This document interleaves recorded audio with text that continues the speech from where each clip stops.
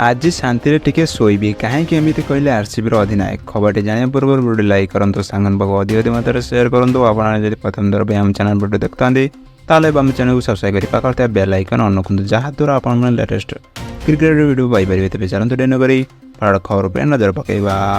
IPL 2024 41तम match Hyderabad Rajiv Gandhi stadium अंतर्जातीय cricket stadium खेल जाता।